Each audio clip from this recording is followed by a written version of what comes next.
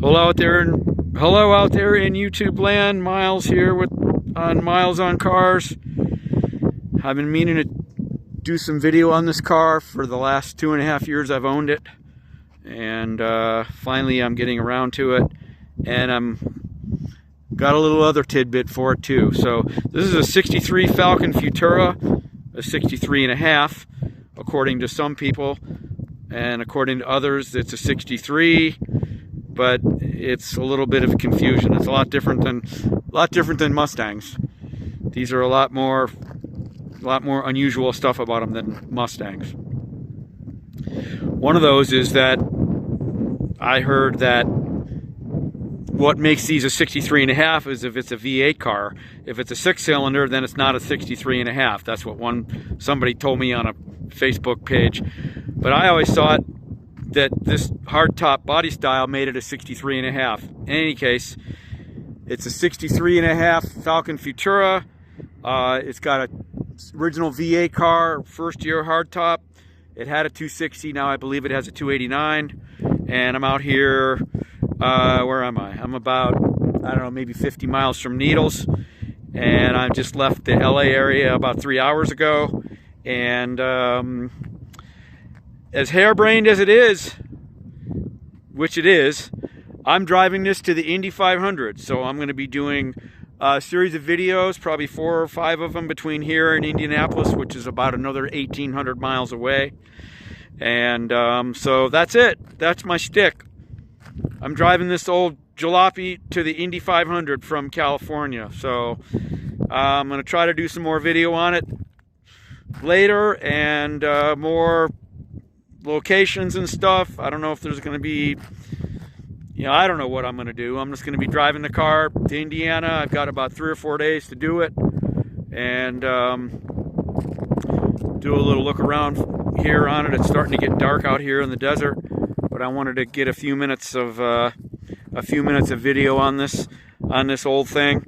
So originally it's what is it? It was originally Heritage Burgundy, and now I don't know what the patina color is. It's kind of more like sort of vintage burgundy, and that's kind of the lay of the land on that. So original V8 car, had a 260.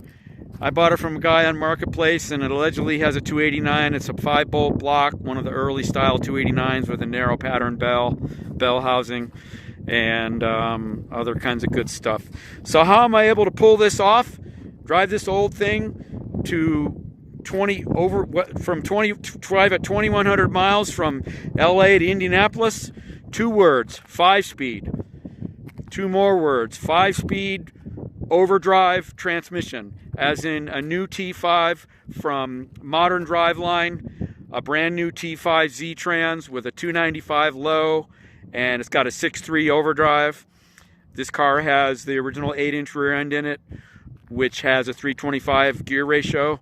If I hadn't swapped the 5-speed into it, I wouldn't be doing this, no way in hell. But with the 5-speed swap, I've been able to pull it off.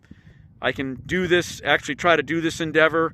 I've been driving the last 3 or 4 hours, going in 5th gear, doing anywhere between 75 and 85 miles an hour with the motor maybe turning, 2,200 RPM.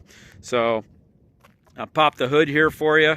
Not a whole lot to see, but I really don't care. The only thing that matters to me is how it runs. And I've done a number of things on it to make sure that it runs pretty good. New tires, new fuel pump, new, what else did I do? New starter. It's got an Edelbrock intake and a little 600 Holley on it, and a Mallory ignition, and all kinds of other good stuff. One of the main things why I bought this car is because it's pretty straight, pretty dry, no rust to speak of, hasn't been crashed. You can look at the inner fenders and the core support, and I just have been able to tell, I've been playing with this stuff long enough that I could tell right off the bat that this car's never been really, hit real hard. So that was a major element for me. So that's kind of the long and short of it. I've always loved this body style with the hardtop. Before they had Mustangs, this was kind of the fastback of the day. This is my 3rd Falcon, actually. I had a 63.5 Sprint about 10 or 12 years ago. Then I had a 65 Futura, and then I bought this car in September of 23.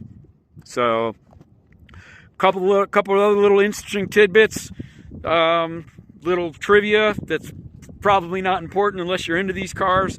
So this is a Futura, as it's shown here on the little emblem, and it's kind of a wild thing. So if this car were a Sprint, which all the Sprints were V8 cars. If you look on Jay Leno's garage, he's got a really sweet white one that he bought on Bring a Trailer. It's got a red interior, torque thrust wheels, and all kinds of stuff.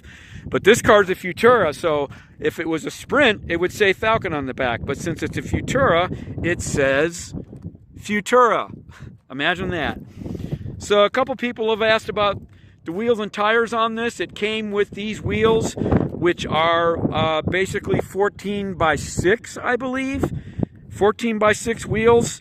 Off of, these were originally equipped on 68 and 69 Mustangs, and also I believe in various and sundry Torinos, and can't think of other models offhand at the moment. But the main thing on these is the offset on them is really nice. The back spacing on them is good, so that they fit pretty well inside the fenders. You know, as you can see, this got a pretty nice stance to it.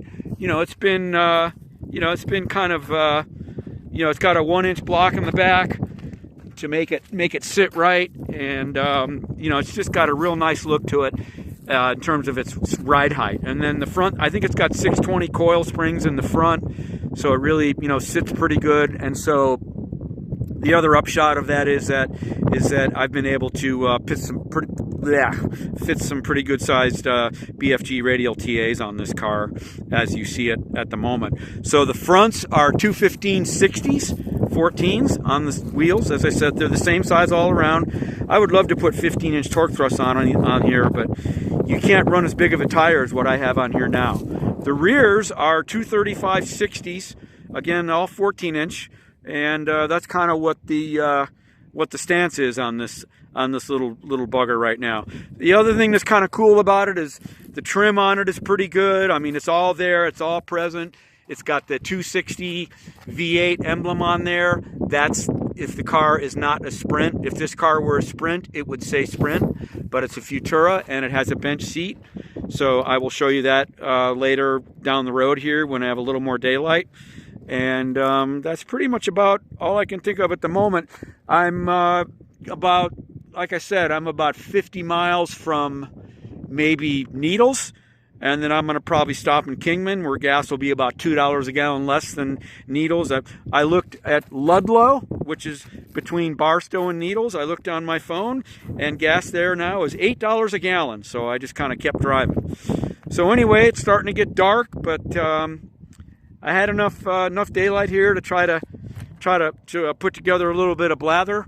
It's a beautiful evening out here. The other thing earlier was, wind was really cranking, so I wanted to try to get a little bit of a little relief in terms of the wind. I hope it's not blowing too hard that you can't hear me what I'm saying here. Not sure how important it is, but in any case, there's a big rig towing a bunch of cars, and it's just a beautiful night out here. The wind is blowing pretty good, not too bad now. But I'm going to get back on the road here and keep cruising. So I've got about, I don't know, a good 1,800 miles before I get to Indianapolis. So I'm looking at getting across Arizona, New Mexico, going through Amarillo, past Cadillac Ranch, OK City, jump on the turnpike, run up to Tulsa, maybe see one of my buddies in Tulsa who has a 70 Mach 1 and all that kind of good stuff. So the other thing is Arizona plate. California is probably $150 a year to do registration on this. Arizona, $15 a year. So I got 5 years registration for $71. So imagine that. So the rear, like I said, the trim on the car is pretty nice. You can see this rear piece between the taillights. It has the sort of the not the juicer style taillights, but the ones here that kind of look like they have little nipples in the middle. and it's been rewired a little bit. You can see the tail lights and the brake lights and all that, and then the middle turn signals, the middles, rather than being backup lights, they're now turn signals. Anyway, gonna get back on the road, and hope if you're really into Falcons, I hope you'll enjoy this, and I'm on my way to Indy 500 or bust. Thanks for watching.